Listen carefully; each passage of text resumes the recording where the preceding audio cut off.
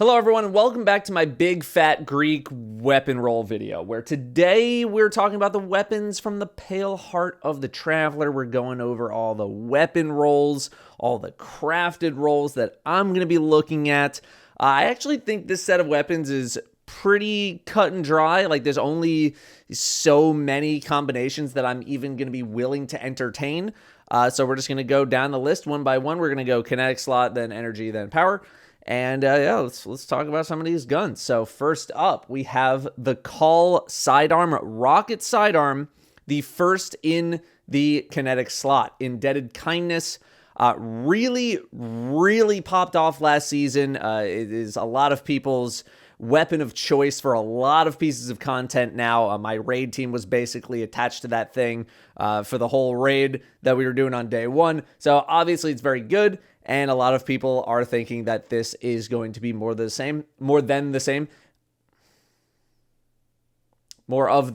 except it's strand instead of arc, and it's in a different slot. Perk roll combinations here, you actually have like a ton to work with. We have subsistence, we have lead from gold. If you want to do beacon rounds, you can certainly do beacon rounds. Stats for all as well. Even slice has some opportunities. I mean, 5 hits is kind of a big ask, but you know, if you're shooting against a target with a lot of health, I suppose if you really wanted to, but I think there's better ways to apply sever. And then in the second column, one for all, desperate mesh. Honestly, like even adrenaline's kind of viable. Golden tricorn, multi-kill clip is actually quite viable because of the amount of probably one-shot kills you're going to be doing with this thing on some red bar enemies. Then maybe if you want to do hatchling for some sort of a threadling build, obviously golden tricorn, quite viable. With all the ability spam that we have going on right now, you pretty much have your pick of the litter for how you want to set this gun up. I don't really think you can go wrong. I mean, I kind of glossed over strategist. Strategist even has like some workability within certain builds, right? Like it's almost impossible to like pick a perk and then match it with something that's like not good. Like Vorpal might be the weakest thing here, and it's still kind of decent at 15% damage against bosses. So it's really a tall order to even get a roll that's like not good. Like this thing is just stacked with so many options. You got your stats one for all. You guys know I love stats one for all, right? Like any combination of pretty much any, it just depends on what your build is, what you're doing. Like you can specialize. There's like no right answer here. Right? Compared to some of the other guns, there's no right answer. Pick something that you're feeling. You know, I went in with lead from gold during the day one raid for a lot of the ammo purposes, right? Do I think you need that as much in lower tier content? Absolutely not. So just, it depends, right? If you want to build around golden tricorn, build around golden tricorn. If you want to build around one for all and just shooting a bunch of things, build around stats for all, one for all. Like it does not matter. You want to go a hatchling build, make a hatchling build. World's your oyster here. This thing is stacked. Like crazy. Unlike this, bold endings, the first heavy burst stasis hand cannon. It's one of the first heavy burst hand cannons in general, besides Warden's Law. The last stasis hand cannon was Judgment from Prophecy, which was last season, but then the last time we saw a stasis hand cannon was IS Luna about 9 or 8 seasons before Judgment, so 9 seasons ago. So it's been a little bit. Here, I feel like you're maybe a little more dialed in to some selections. I'm mainly looking at Headstone here. Maybe I'm looking at a rapid hit, but I think you're probably going to be leaning towards Headstone. I know hunters are kind of in love with heavy burst hand cannons due to Lucky Pants, so maybe you have some kind of strategist play in there as well, although it's final blows, not necessarily hits. So if you're using this for like kind of sustain or boss damage, then you're not really going to get that much use out of strategist. I guess maybe then a rapid hit might be some kind of a play. But I'm sensing a Headstone Dragonfly stasis kind of play situation for many hunters out there, or just anyone who really wants to use this hand cannon. I could also see a Headstone Golden Tricorn. I could see a Headstone Desperate Measures. Maybe even a Demolitionist. I'm personally not leaning that way, but if you want to build for it, you certainly can. We have a new perk here, To the Pain. While this weapon's equipped, taking damage increases handling and aim assist until the weapon is stowed. It's kind of like a stats version of Killing Tally.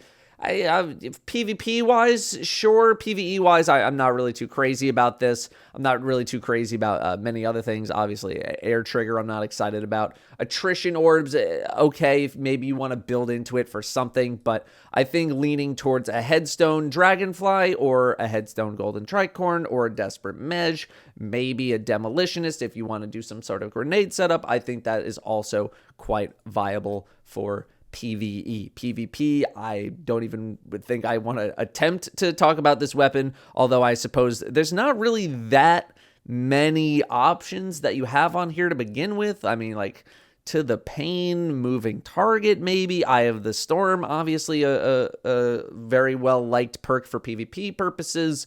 But yeah, you have even less in terms of PvP selections, I feel like, at least, you know, with my limited experience with the weapon. But speaking of PvP weapons, someday Precision Frame Shotgun, you know, we've had many shotguns come and go. PvE wise, I'm going to make this real quick. Lead from Gold Recombination. That's all I'm really feeling here for PvE. Maybe you want to do like a dual loader recombination. Otherwise, you know, Swashbuckler, if you're working some kind of a melee build, something like that, I could see some viability. But it's not something I'm in the biggest hurry to throw on in PvE. PvP-wise, you got El Clasico Threat Detector, Opening Shot. I'm sure a lot of people are going to be leaning that way. I don't have really that much experience with Barrel Constrictor, but it's based on Final Blows, and generally speaking, you want to try to lean towards perks that are always going to be active as opposed to requiring a kill or requiring a hit, especially special weapons, which is just like, it's not as easy to get that much ammo, much less chain kills. I could also see Elemental Capacitor, you know, maybe you're on Arc or something like that, or you're working with Strand or Stasis, or I guess probably not Stasis. But definitely Arc for you handling fiends out there. But otherwise, I think probably Threat Detector, Opening Shot, that's probably going to be fine. Threat Remover, dealing damage with all bullets in a spread. Again, dealing damage, that means you need to shoot. So you're not really going to be reloading a shotgun that much in PvP. So yeah, I think maybe a Threat Detector, Opening Shot, or maybe Elemental Capacitor, Opening Shot is probably going to be your play for PvP. Now we move to the energy slot, and we move to No Hesitation, which is the first support frame auto rifle. And I gotta say, I'm actually quite impressed with this thing. I think initially when I saw it in marketing, I was kind of like, oh, this is just gonna be a gimmick.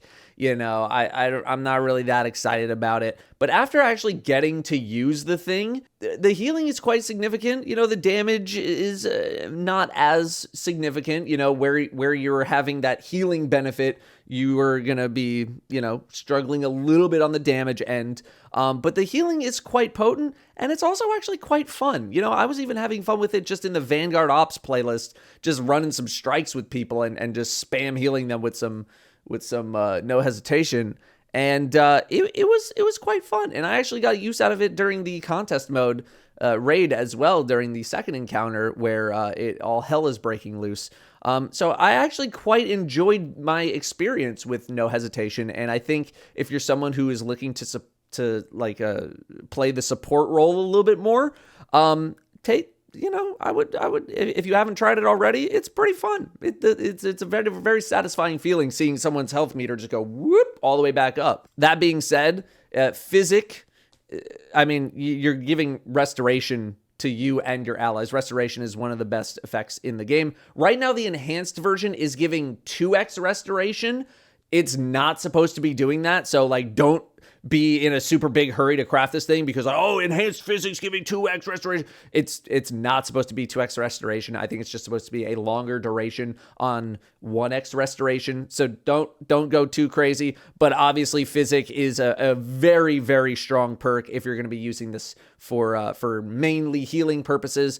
Obviously, subsistence is quite good. If you want to do an overflow, I could see that happening. Maybe strategist if you're working for some sort of class ability type build here. In the second column, it's only natural to want to lean towards incandescent or maybe even a frenzy. You're gonna want extra damage on this thing. This thing is not hit scan. It is projectile. And you're going to want the extra damage, however you can get it, whether you just want it purely through weapon damage frenzy, or you want to do some scorch stacking and maybe make some ignitions happen with incandescent, little more damage spread, however you really want to do it. Either way, I would definitely be leaning towards more damage, even like a desperate measures thing. I don't have that much experience with Circle of Life, but given that I haven't really heard that much about it, I'm wary on how good it actually is, because it's like rapidly healing allies grants this weapon a period of increased damage, and you think you want to stack that with physic. But even when I was using Circle of Life in just like very, very early on testing, I didn't feel the most impressed with it. So if that's what you're into, okay, maybe it gets a buff down the road, or maybe I'm just not even evaluating it properly. Sure, you can lean that direction for like the double, emphasis on healing people, but otherwise I'm leaning towards incandescent, I'm leaning towards frenzy, I'm even leaning towards desperate measure for that extra damage.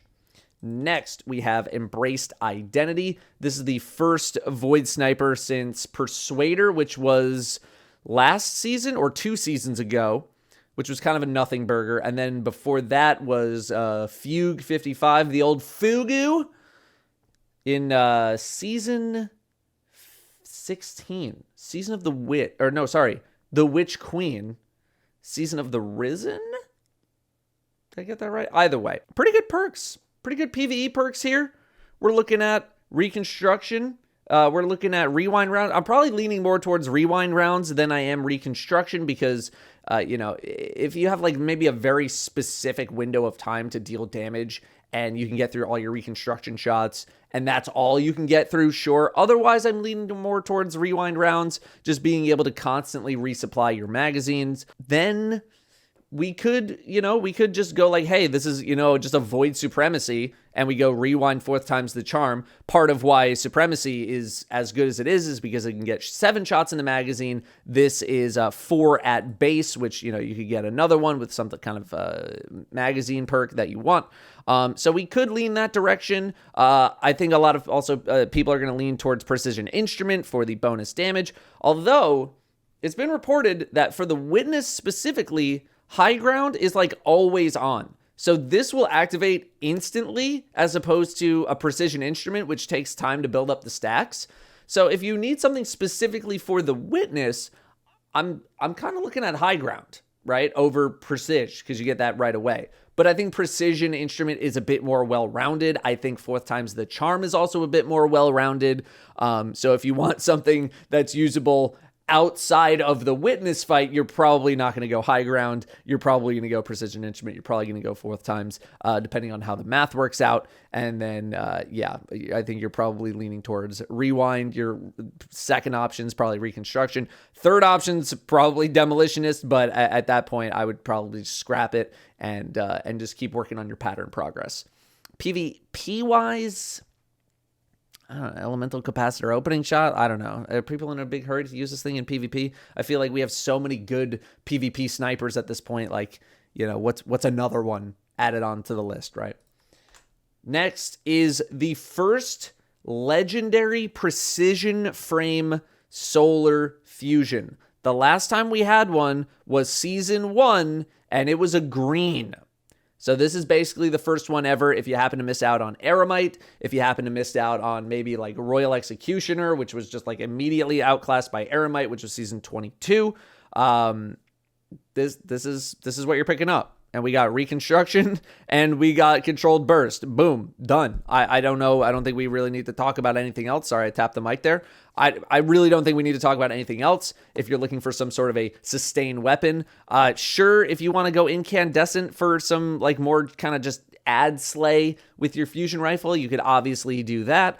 Me personally, I'm pretty much always using my fusion rifle on bigger targets that I want down as fast as possible. And so I'm leaning towards controlled burst. I'm leaning towards reconstruction. Maybe if you want to do a demolitionist, if that's more your thing, sure, you could do that. But otherwise, I think this is probably one of the most clear weapon rolls I think you could possibly make is reconstruction and controlled burst. PvP wise, I mean, you're probably looking at a kickstart, firmly planted, maybe a cornered, maybe even an Eye of the Storm. I can't remember the last time I used Eye of the Storm on a fusion rifle, but it's certainly something that I think people will experiment with. So you have some options here as well. But yeah, PvE wise, this one's pretty cut and dry. Next, we are going to Pro Memoria. This is the first 600 RPM strand machine gun. 600 RPM to me is kind of the sweet spot for machine guns. It's just where I like that sort of rhythm. I feel like you have the most control. So very, very interested in this one. We have Envious Assassin. We have Hatchling in the first column in case you want to do some sort of double damage setup. We have Reconstruction as well. You can honestly, like between the two, probably leaning towards Reconstruction just because it's a little bit easier. It's much more forgiving compared to Envious Assassin. Second column, I know like some people really like Target Lock, and I suppose with Reconstruction or Envious Assassin, it does get a lot more value because you can hit that maximum damage bonus without having to do any sort of fancy tricks. But I don't know. We already have good options for dealing damage, and I suppose if you want like an all-in-one like ad slay and boss killing weapon, you could do it in this way. But it's just personally not what I really lean towards anymore. I think Target Lock's time in the sun was basically when we could do Retrofit Escapade with 4th times Target Lock and like the crazy volatile spam. Since then, I haven't really been too enamored with it.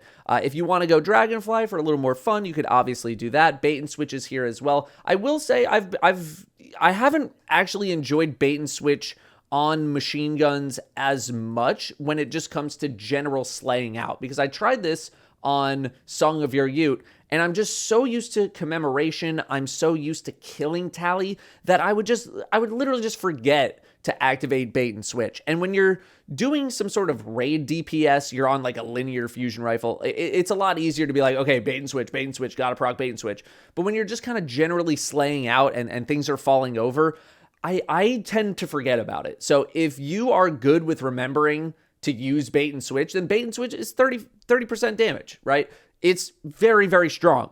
But if you're maybe a little more forgetful, I would lean towards Desperate Measures. I would lean towards Frenzy, where you're literally just sitting there fighting. If you want to have a little more fun, some explosions, Dragonfly is right here as well. Dragonfly is not too bad. But yeah, Target Lock, I mean, I'm not the most enamored with it. I'm personally not. So I don't know how much I'm leaning in that direction. I tend to use machine guns as more ad slay and not necessarily sustain on a boss. Brim just coming in like, oh, sorry, you're recording. Oh, sorry. Last weapon, False Idols. This is like our 4th solar sword in like a year or something. And like the rest of them are kind of nothing burgers, right? It's like what? Abide the Return. And then Just in Case. What was that? Season 21? Season of the Deep? And it was a reprised weapon from Reckoning from season 6. And then season 20, Caretaker from season 20. None of those things have made any waves at all. So Bungie's like, all right, what if we put Incandescent in the first column? Okay, sure. Incandescent One for All. Great. Incandescent Chain Reaction. Cool. Incandescent Bait and Switch. Cool. If that's your thing, you want to have some fun with incandescent and bonus damage, feel free, pop off. But the swords before it have not really done a whole lot. I think Falling Guillotine still kind of reigns supreme over the sword world. But I mean, you do have Relentless Strikes here as well. So you can do Relentless Bait and Switch or Relentless Vorpal or something like that if you really want to. Like, it's an option, right? It's an option. But I think if you have a good Falling Guillotine, the only reason why I'd want to pick up a False Idols is for second boss in Salvation's Edge during Solar Surge. That's really all I can think of off the top of my head in terms of like raid DPS stuff. Otherwise, this is more just like I want to run around with the sword with the incandescent and one for all. And if you do, go nuts. It's certainly a very good combination. So that is all your weapons from Pale Heart of the Traveler.